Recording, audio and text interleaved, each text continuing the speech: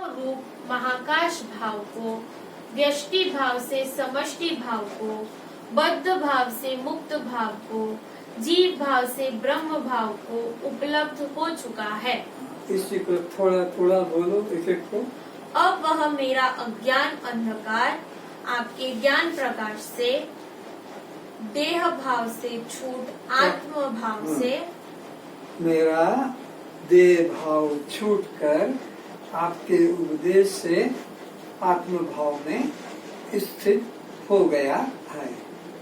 और आगे व्यष्टि भाव से समष्टि भाव। पहले मैं अपने को अलग मान रहा था, एक शरीर के अंतर्गत सीमित मान रहा था।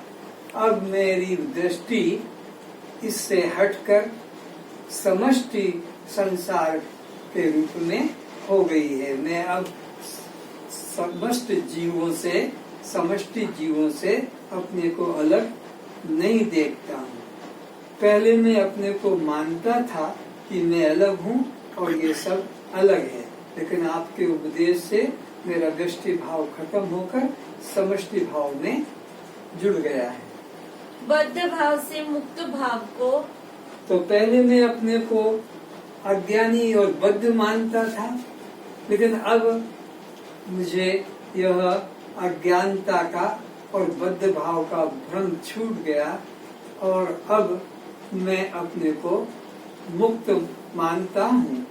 लेकिन आपके उपदेश के पहले अज्ञान अवस्था में भी मैं मुक्त ही था, लेकिन अज्ञानता के कारण, यह बुद्धि के दोष के कारण अपने को बद्ध मानता था और अब आपके उपदेश से मुक्त हुआ हूँ ऐसा मानने का भ्रम हो गया है।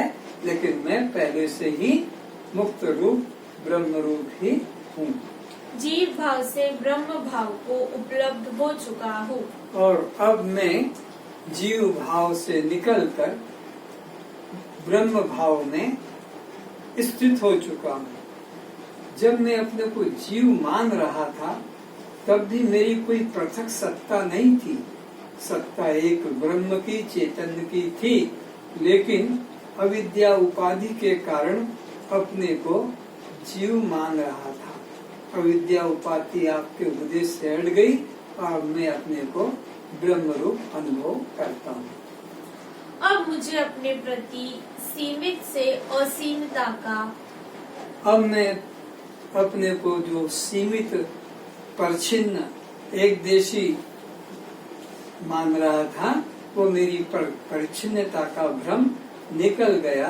सीमित अवस्था का भ्रम निकलकर अब मैं अपने को असीम रूप ही अनुभव कर रहा हूँ, ब्रह्म रूप ही अनुभव कर रहा हूँ।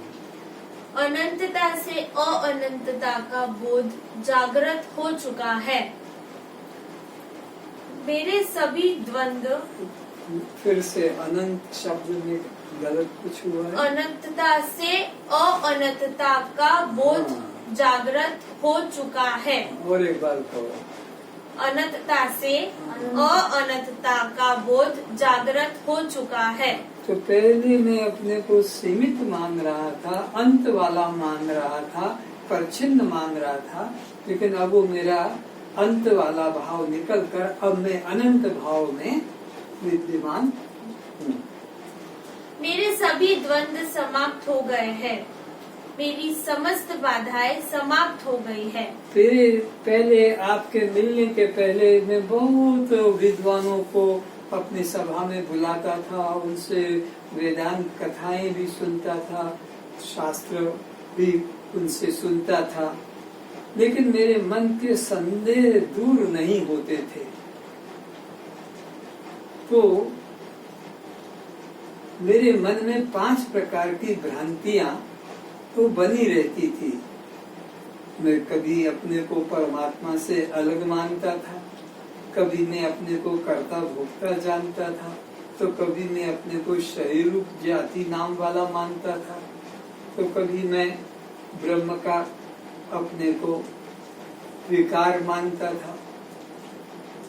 ये मेरे मन में जो भ्रांतियां थी, वो आपके उपदेश से सब मेरी भ्रांतियां दूर हो गई और अब मैं अपने सही सब में एक ब्रह्म का ही अनुभव कर रहा हूँ।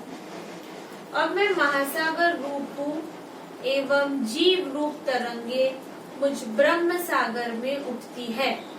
तो अब मैं महासागर के रूप में विद्यमान हूँ। ये भिन्न भिन्न लहरें ये मुझ सागर से भिन्न नहीं है। तो इसी प्रकार ये जो नाना देवी देवता ब्रह्मा विष्णु शंकर दुर्गा गणेश शिव पार्वती अब ये मुझे अपने स्वरूप में लहरों की तरह प्रतीत हो रही है। जैसे लहरें सागर से अलग नहीं, ऐसे मुझ आनंद सागर से यह भी अलग नहीं है। वे परस्पर खेलती है, दौड़ लगाती है, एक दूसरे को पीछे कर अपने को आगे निकलना चाहती है। जैसे कि लहरें क्या देखती है कि कोई मुझसे आगे निकल गई है, कोई ने मुझे दबा दिया है, तो मेरा मन दुखी रहता था लहरों का।